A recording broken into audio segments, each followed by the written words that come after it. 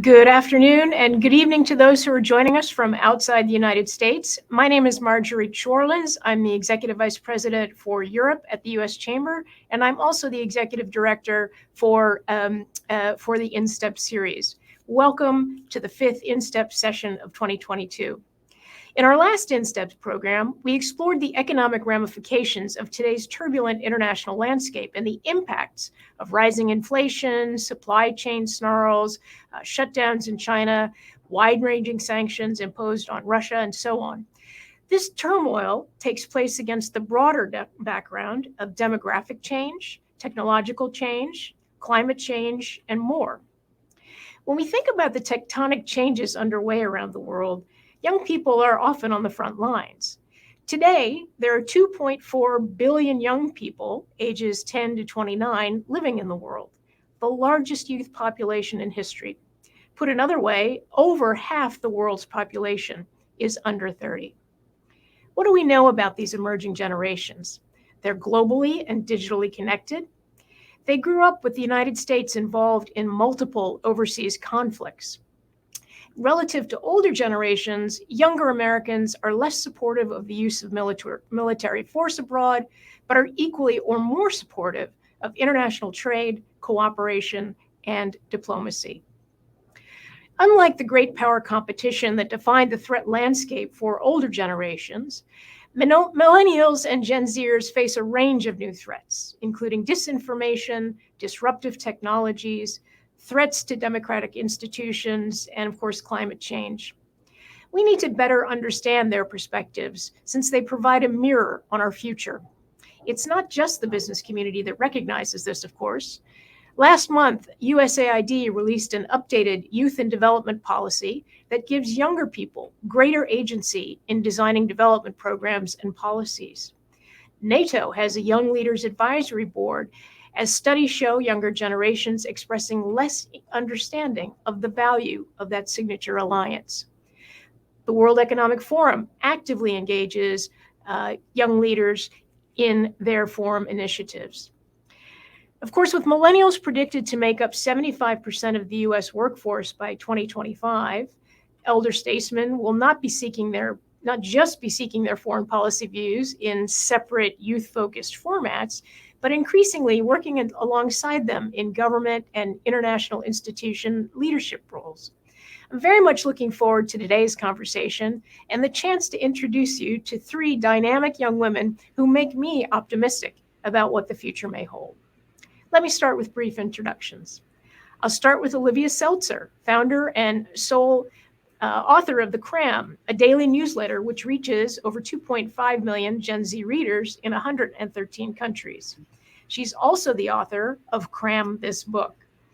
Olivia launched the Cramm in February 2017 and has since been featured on NPR, The Today Show, and in The Economist, Forbes, and elsewhere.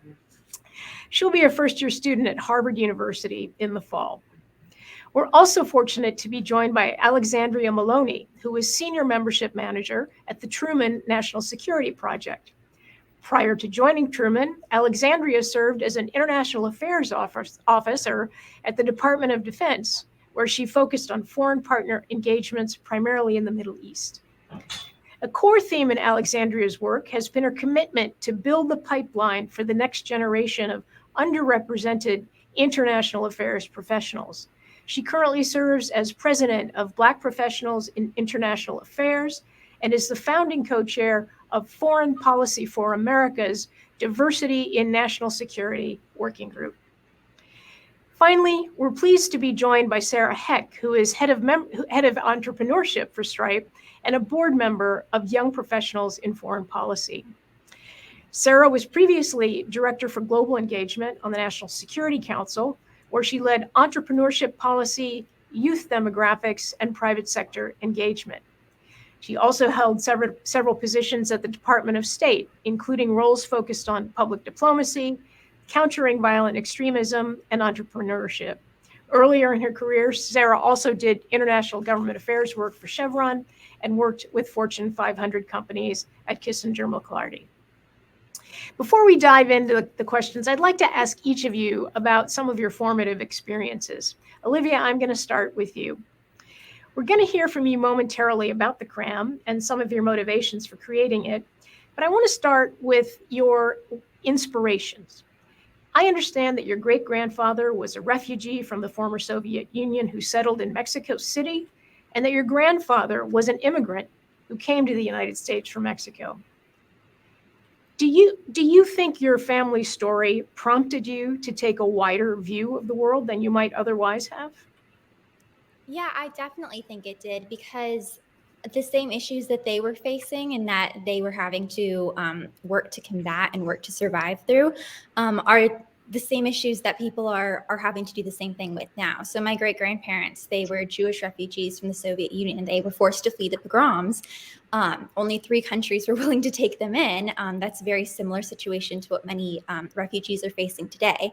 They eventually settled in Mexico City. My grandfather ended up illegally immigrating to the United States. He was fortunate enough to gain citizenship, but he also went through that experience of being an undocumented immigrant, which is one that's so common today and so relevant to the news, and also to the community I grew up in. There were so many kids I went to school with who were the children of undocumented immigrants. So it definitely, I think, made it so I didn't have a choice of whether or not to be engaged in the world and to be engaged in these issues, because I had such a direct connection through my family and also through the people I was around. Fantastic. Thanks, Olivia. Alexandria, we see plenty of American students spend their junior year of university abroad, but you chose to do your undergraduate degree in Italy before embarking on postgraduate studies here in the US. How did you make that decision, and how do you think that experience played a role in your early career? Hi, Marjorie. Thank you so much for having me today.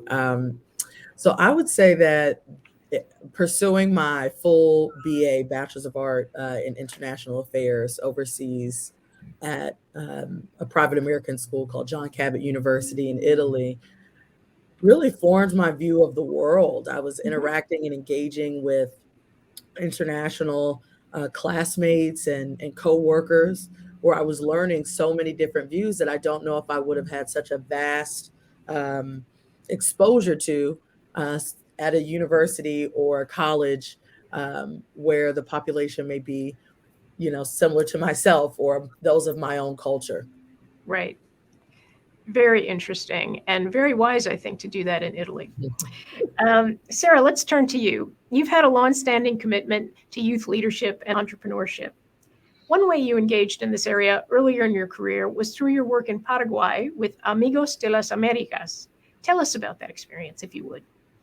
Yeah, I mean, listening to all of you, I think this is certainly a generation that has had international opportunities in one way or another from a very young age, and I think we're very grateful for that. For me, I volunteered as a high school student and then was on staff with, as you mentioned, Amigos de las Americas, which is a nonprofit youth organization that takes young people from across the Western Hemisphere and allows them to do community projects, community-based initiatives in communities across Latin America. It was a truly formative experience for me, living with a host family on the border of Paraguay and Argentina, and then going on to be a supervisor with the program, and then on to be their country director as a college junior.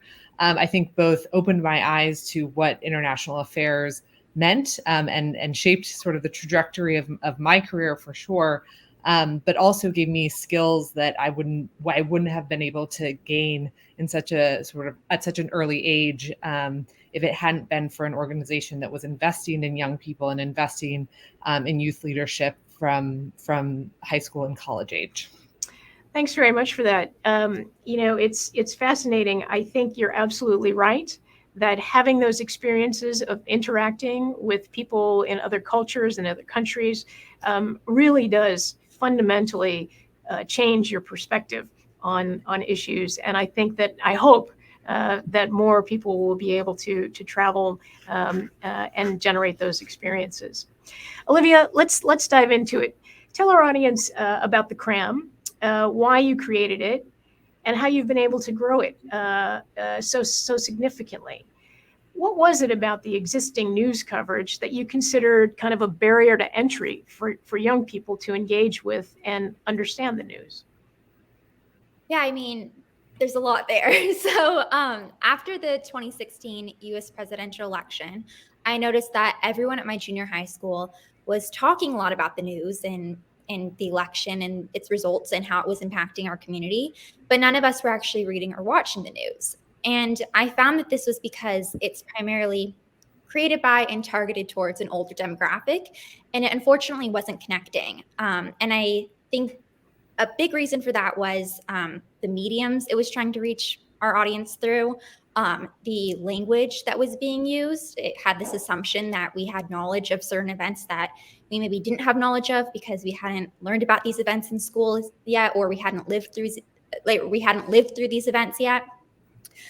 So the combination of these things, I think, created a really big barrier of entry. Aside from the fact that, as interested as my generation was, they just felt that these news outlets just weren't for us. So it made it really difficult to dive into that space. And I saw that as a really big problem because sort of at the core of what I do with the Cramm is the concept that you can't change the world unless you know about it, which sounds very simple, but is very true. If you don't know about something going on in the world, you can't exactly do anything to try to fix it or to try to help the people being impacted. So I had always loved writing. So in February 2017, I started waking up at 5 a.m. every day to read the news, create relevant stories, and then rewrite them in a way that speaks to my generation before sending it out across multiple platforms, including email, text, and social media posts, and then heading off to junior high school. So I've been doing that over the past, I think, 5 years now. And at first, I was super, super shy and quiet, which is why it was such a great way for me to get involved in the world. I didn't have to talk to anyone. But over the following months, I sort of realized that no one was going to find out about it if I just did that. So I started going with a group of my friends to local college campuses and malls and things like that, and actually just like asking for people's email addresses and phone numbers and signing them up. And before long, we had young people doing that all over the world in their respective communities. Wow. And it also really grew online too, with young people saying, oh, hey, I'm reading this thing called the Cramm every day. You should read it too. We started having teachers using it in classes and assigning their students assignments based off what they had read in the Cramm. So it really took off in this sort of grassroots way, which was very exciting for me. Fantastic. Well, apparently you got up very early because you've also written a new book called Cramm That Book. And you came up with that as a way to chronicle the history that's made the world what it is today. You talked a little bit about why you did the Cramm, but tell us a little bit about the book. Yeah, so over the years of writing the Cramm, I've realized that there's this sort of assumption in the news, which I talked about a bit earlier, that we all have knowledge of the major events that have happened over the past century or so. And unfortunately, a lot of us don't have that knowledge, which can make it really difficult to understand what's happening in the world today. So as a young person experiencing that every day, reading the news and having to do all this extra research, I really wanted to write a book that would solve that problem and effectively give my generation, and really anyone, the background to the current events shaping our world today. So that's really where Cramm This Book came from. Gotcha. I hesitate to call it something like foreign policy for old dummies, but maybe that's what it is. Alexandra, turning to you. The business community and investors are embracing the need for more diverse and inclusive workplaces to enhance their bottom line results. We know the same need exists in government, especially when it comes to foreign policy, which is why I think we've seen the State Department name its first diversity, equity, and inclusion officer. This is an issue you've taken by the horns over the course of your career, including your leadership of Black professionals in international affairs.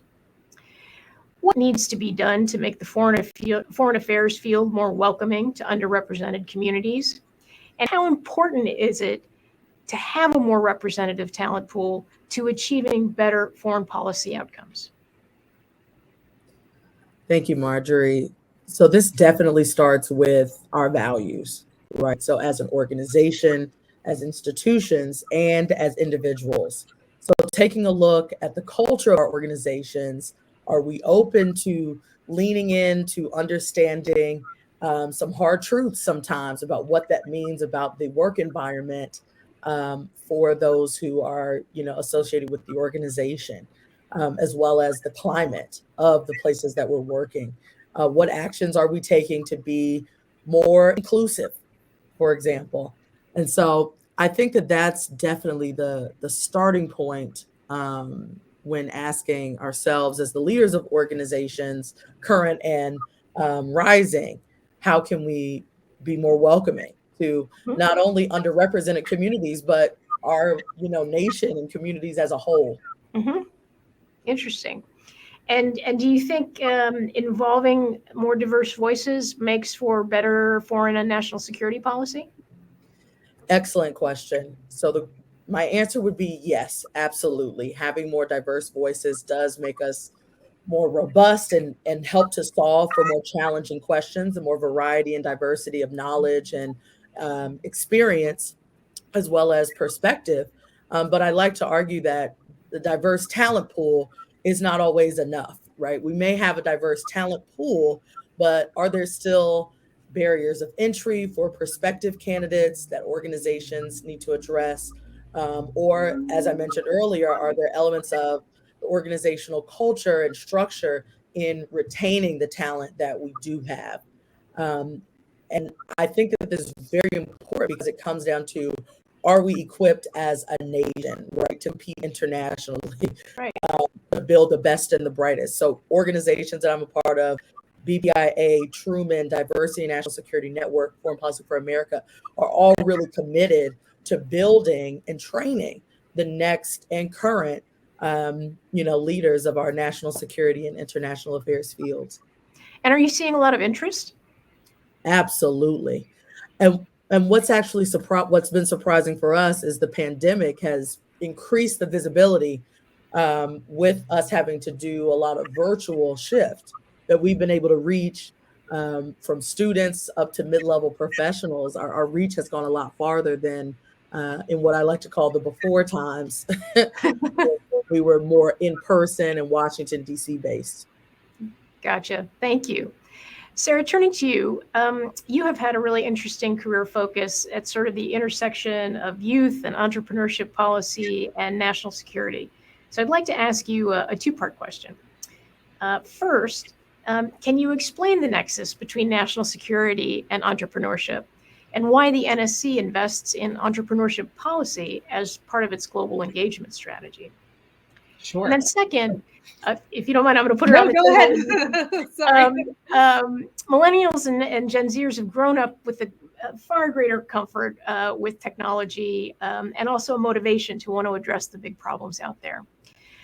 What role can you and your peers play in terms of entrepreneurial innovation to address those global challenges?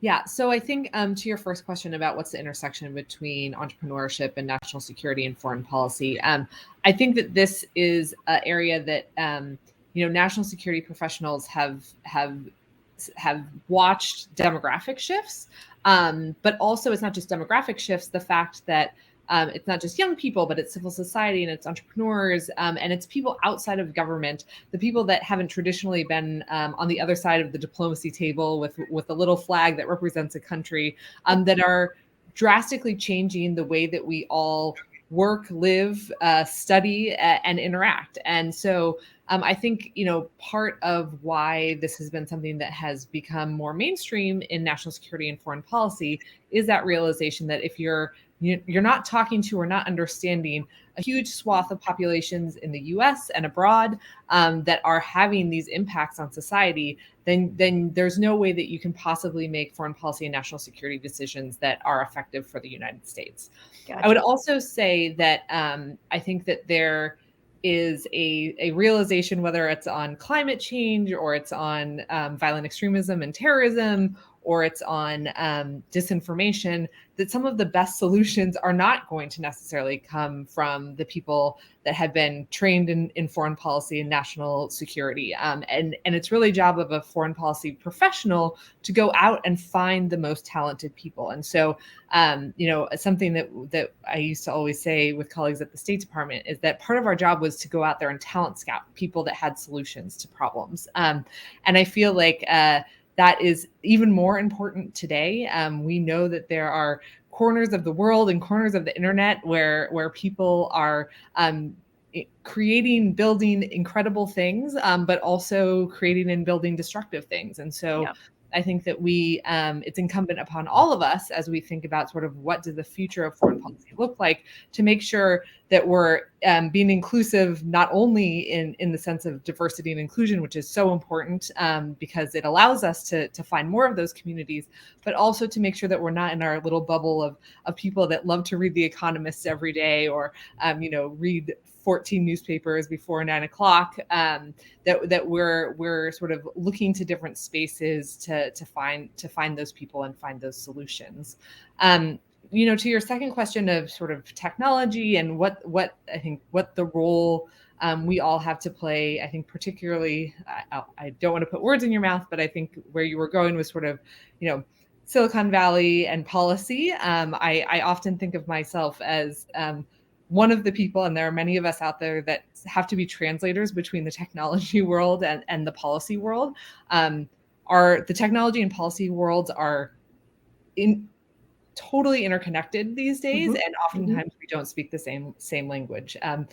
In fact, sitting here in San Francisco today, there are many countries that have ambassadors or envoys to Silicon Valley because they have realized the power of this technology and they want to understand it. Of course, the U.S. government is increasingly doing things of that nature as well. But I really do think that going forward, we know that there are lots of opportunities with technology, but we all also understand that there are ways that technology can be used for ill means. And so, I think you're seeing a lot more focus on how to be responsible with technology. But also, I think from the government side, people saying, oh, you know what, we need to understand this more. We need to understand engineers. We need to understand how products get built. Because if there's not this mutual understanding between these two worlds, we're never going to be able to be the most effective in bringing about outcomes and solutions that are important for U.S. national security. Do you think, just to follow up, that that millennials and Gen Zers feel like they can trust the information that they find through various social media outlets? I mean, I feel like I'm an old millennial, so I'm not sure if I can best answer that question. Maybe Olivia's audience is she might have a better answer. I think there's a wide variety of information out there, and part of it is people that I think there are some millennials and Gen Zers that are increasingly realizing, wow, if I'm not part of the solution, then I'm just sort of a taker of a lot of problems in this world. And so I think that they are getting very engaged. On a daily basis, I deal with entrepreneurs from around the world, and when on those days, I feel the most hopeful about the direction of the world. But I think that there are a lot of, as we all know, a lot of people out there from across generations that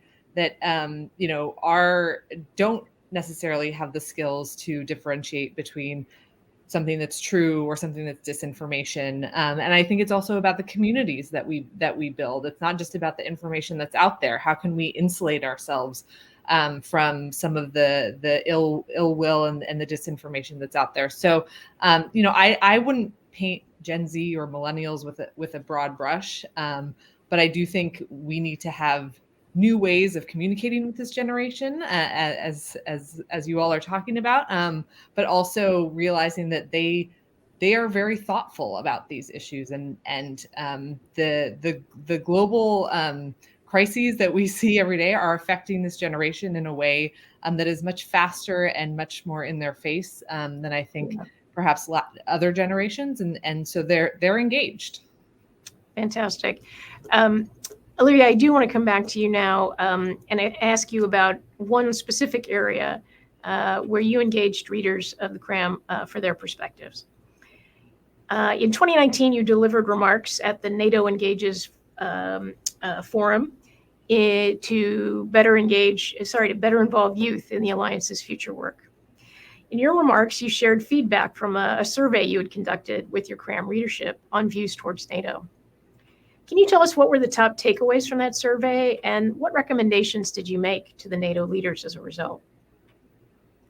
Yeah, I think I honestly had no idea what people were going to say, so I was really intrigued to see the responses. The overwhelming response was a lot of people straight up did not know what NATO was. I'm so sorry if you hear my dog barking. She's barking at me right now. But the overwhelming responses were a lot of people did not know what NATO was, or they knew generally that it was something to do with government and policy, but they didn't know specifically what it did.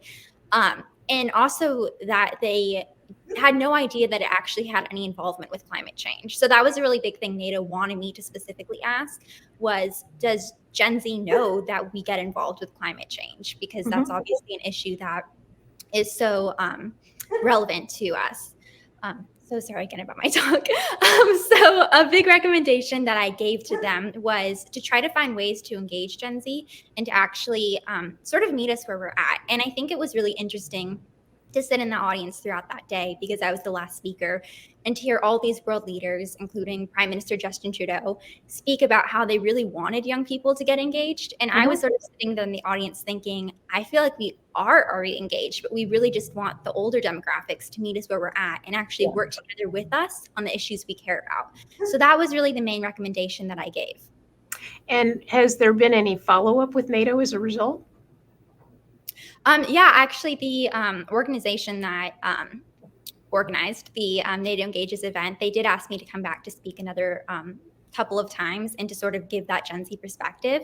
I think just generally throughout working with the Cramm and meeting all these different people and connecting with people from not just my generation, I've seen that people are just really eager to hear how my generation thinks and how we see the world and just eager to connect with us.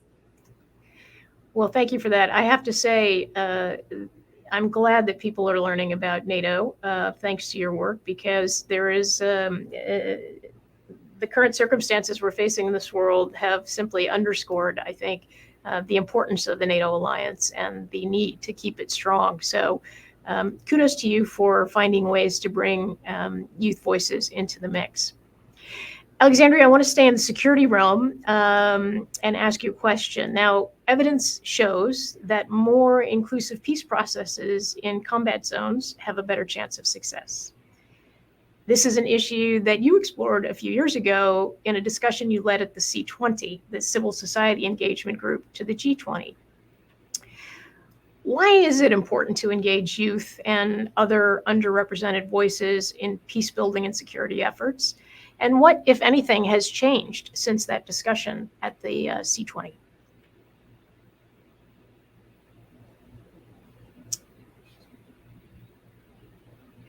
I think you might be on mute.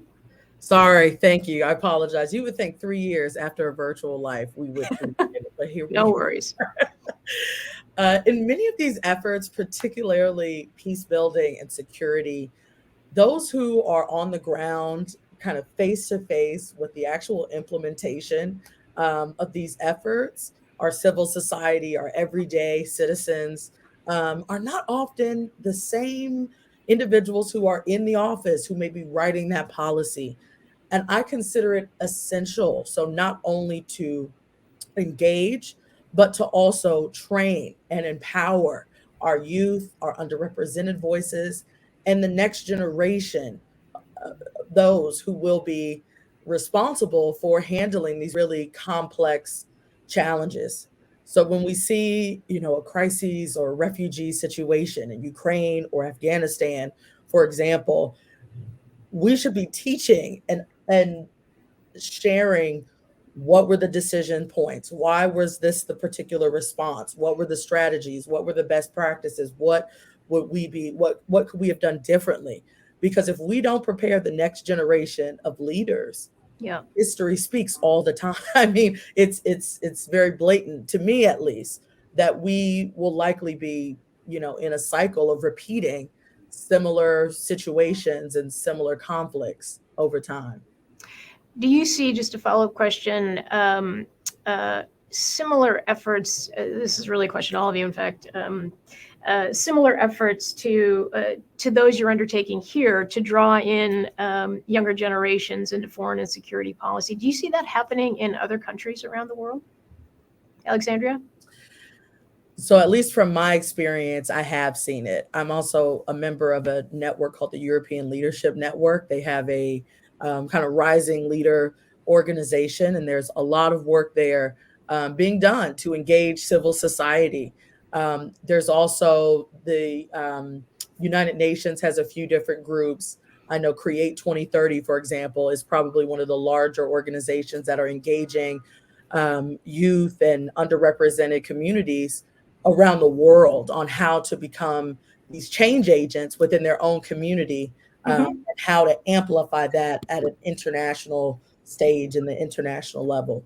Fantastic. I think it's clear that we need to have similar voices rising all around the globe.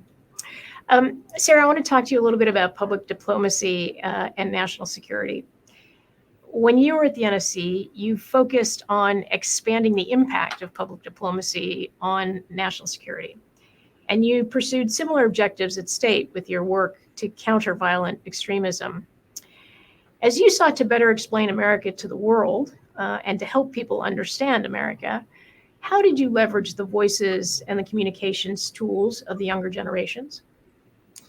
So I think a lot of our public diplomacy work, both at the State Department and at the White House during the Obama administration, was really focused on building networks and building communities of young people and young leaders across demographics and across sectors. And I think a lot of our approach to it was, let's find great people doing great things, connect them, and then let them choose the forum, the tool, the piece of technology that's going to help them stay better connected, and we will follow their lead. So I think that is a sort of great way, as I think Olivia sort of demonstrates in her daily work, figure out what this generation, the community that you want to connect with, is doing and follow their lead. I think when governments sort of put a line in the sand and say, we're only communicating with people via Twitter, or we're only communicating with them via email, or they have to come into the embassy, that's probably not going to yield the most effective results. And so I think, whether it was the Young African Leaders Initiative, YALI, which was so successful under Obama, and then the Southeast Asian version of that and the Latin American version of that, that continue to go strong today, or to the Global Entrepreneurship Summit, which was a hallmark of the Obama administration and carried on into the Trump administration. We were finding these people, connecting them, and then letting them do their thing and remaining connected with the United States. So, also, what did they need? Did they need to find, if they were entrepreneurs, investors? We can help with that. If they were young people in civil society working on an issue, did they need help with management of nonprofits? Well, we have experts that can connect them with that. And so really putting an ear to the ground, making sure that we were sort of leading from behind, letting them lead and do their thing. And also sort of making sure that we were being entrepreneurial alongside of them as we thought about our foreign policy. Fantastic. I want to ask you, in sort of bringing these diverse voices together, when you think about the folks who are older than the millennials and Gen Z, how did they react to some of what you tried to do? I mean, did they hear the differences of message? Did they react? Were there any aha moments for folks when you were working with them? I think on the whole, our diplomats, our civil corps, our members of the military, they see what's going on around the world. It might not be the most comfortable spot. They might be in a different generation, but they want to do the thing that's right for the United States of America. We all have the same mission when we work in the government. And so I think, it was actually sort of an invigorating way for people of even older generations that serve the U.S. government to realize that they were having an impact, sometimes perhaps more of an impact when you found a community that's doing incredible things on an issue you care about that might be more impactful than the bilateral meeting that you had 3 weeks ago around a diplomatic table. That these are people that are actually making change on the ground day to day. And so I think I don't want to be sort of ageist or think that there's sort of huge differences between generations, because I do think most people that serve the U.S. government realize what's going on. I also think, I mean, I'm not in the U.S. government anymore, but if there are ever silver linings to the pandemic, I imagine that these tools that may have been clunky or difficult for even people that are my age to use, we were all forced into doing it. And so I think, we particularly in foreign policy and national security, look at opportunities, new opportunities that maybe would not have been thought possible in the bureaucracy of 5 or 10 years ago, but are totally possible today, and allow us to reach a generation that is really making impact. Fantastic. I want to ask you a question before we get to the round robin, and it's a question to all of you. Any of you who'd like to respond. We're talking obviously a lot about the executive branch, given we're talking about foreign policy, but we can't forget, of course, that up Pennsylvania Avenue, there is another critical branch of government, and that's the Congress. Olivia, let's start with you. I mean, have you engaged with members of Congress to sort of make your voice heard and let them understand, help them understand a little bit about what you're doing, and has that prompted any follow-on action from them? Yeah, so a big part of what I do with the Cramm is try to inspire and activate other members of my generation, so our readers, to go out there and create change themselves. So a lot of what I do with the Cramm is sort of translating that information and then actually showing my generation how they can get involved. And a lot of that involves obviously writing to Congress members, trying to motivate young people to get involved with Congress and these, I think, more like regular institutes of government. And I think that that's a really big part of Gen Z too, when people ask me about defining aspects of my generation, is that because we're so young, for so long, we've been locked out of these like traditional ways of getting involved in the world, like government. Like I just turned 18 a few months ago. I'm just now able to vote in the midterms. So I think that that's led to a lot of distrust and maybe just not a sense that there's an availability there for us to get involved. So that's a lot of what I try to do is motivate young people and show them that you actually can get involved. And we actually should try to get involved, because that'll show our Congress members that there's that interest and engagement there. Fantastic. Alexandria, any thoughts about that, engaging with Congress?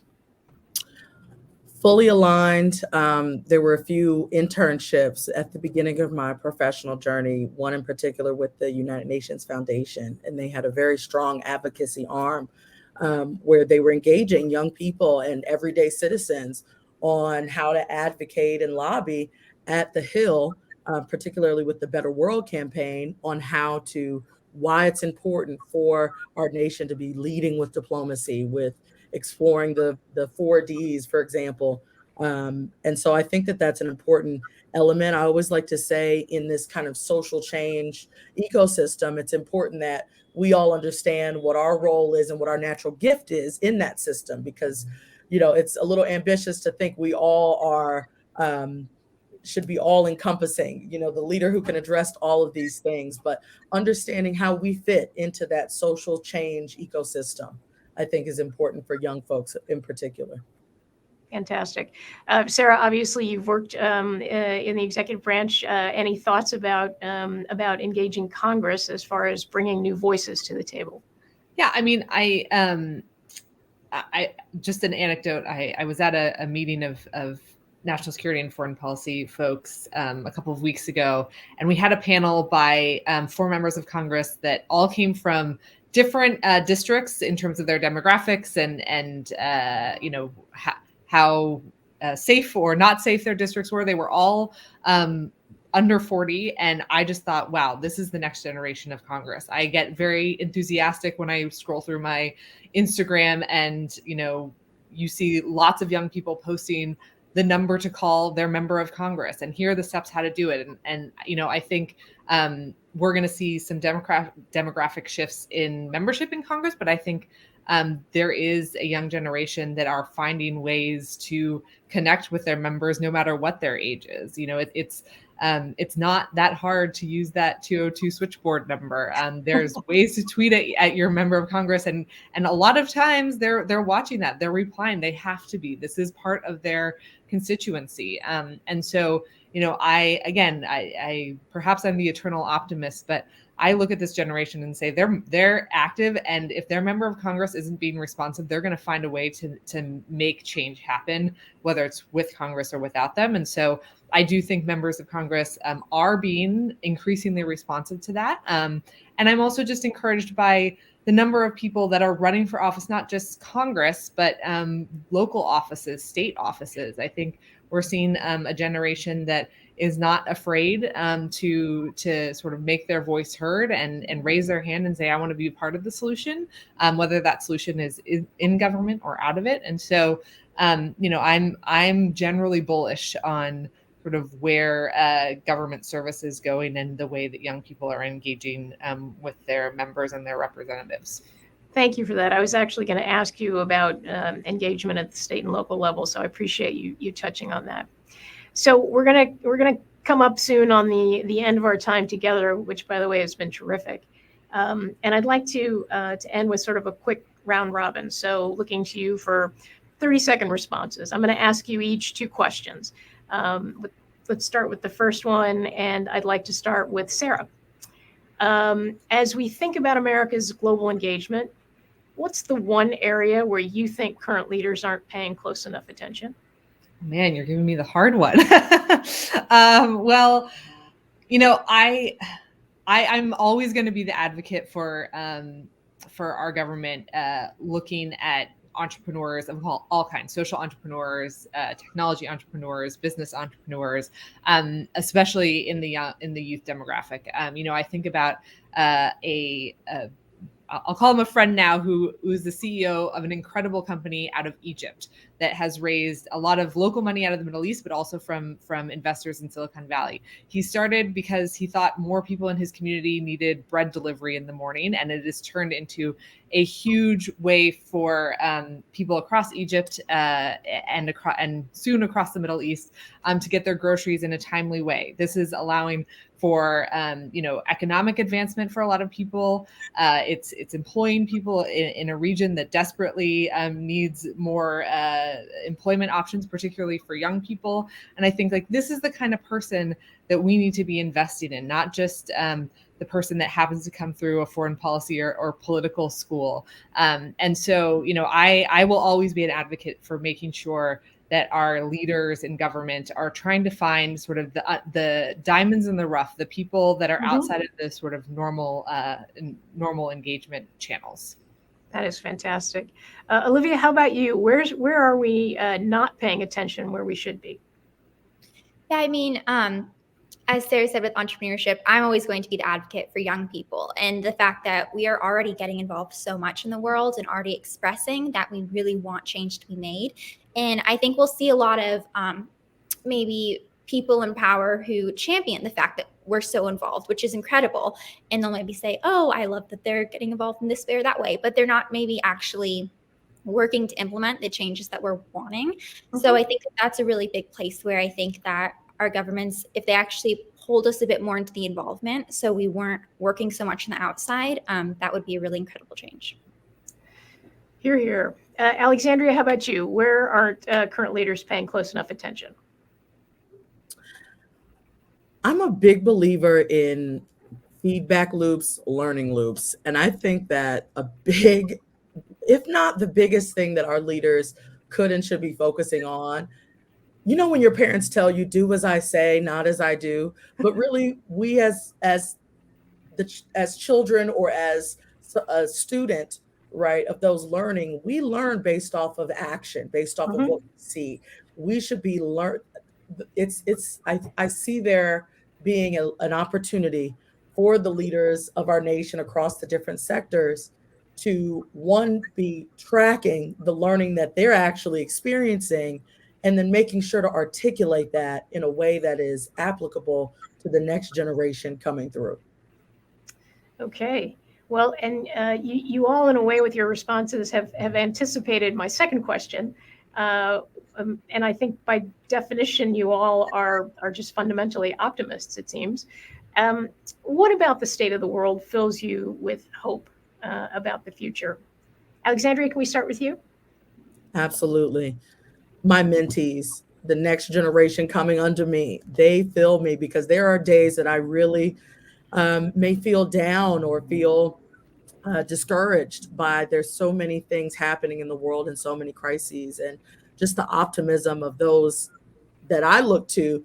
They think I'm the one who's pouring into them, but it's also vice versa. So I would say my mentees and my younger generation peers, as I like to call them. Fantastic. Olivia, how about you? Yeah, I mean, I think the way that my generation specifically has been able to constantly find new ways to get involved and new solutions to problems that need to be solved.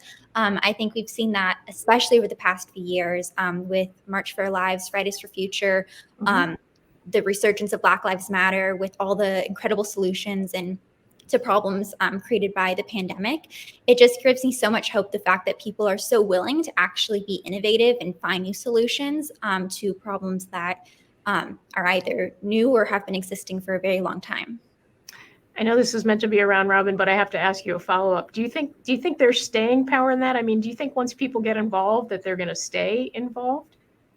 Yeah, I mean, I definitely think it depends on, I think we've seen a year or a period of time where people have been especially getting involved. I think the summer of 2020 was a really big example of that, or like sort of winter, spring of 2018 with March for Our Lives, because those were issues that really directly engaged young people and stuck around for a few months, and the problems stuck around a lot longer. So I think we are seeing people who, I think once they get involved, they understand the power that they have as young people. And I don't think that goes away, that understanding and that belief of our ability to create change.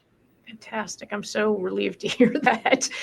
Sarah, how about you? What gives you hope? Maybe this is a spin on what the other two have said, but I'm gonna classify it as builders give me hope. I think that there are so many more people that are building things that never reach the newspaper, that they're folks that see a problem and just say, I'm going to find a solution to it. And I have a mentality of yes, versus the laundry list of reasons why my idea can't work. And sometimes those ideas don't work out, but that's okay, because they'll use that to build something else. I think about, here at Stripe, we just pulled together a nearly $1 billion fund for carbon removal. The kinds of companies that we're purchasing carbon from are, these are builders. They're thinking about, what does the next 20 years look like to solve the problems of climate change, using incredibly interesting technology, but also things like sinking kelp beds in the ocean to extract carbon. I mean, these are sort of ideas that somebody just woke up one day and said, I'm going to build it. And I think that is really exciting. And I think we need more of that in Washington. Yes. And so that's what gives me hope every day. That's fantastic. Well, I have to say, it's been such a treat to spend some time with all three of you. You give me hope, indeed, about the way forward for our country and globally. Because I think it's just clear to me that you bring so much energy and passion to what you're doing to try to bring younger people along and get them involved in a durable way in helping to solve some of our greatest challenges today. So I want to thank Olivia, Alexandria, and Sarah for joining us today. I want to thank everybody who's been watching. We will be in touch, hopefully very soon, with information about our next InSTEP program. But for now, I hope everybody has a terrific evening, and we'll see you soon.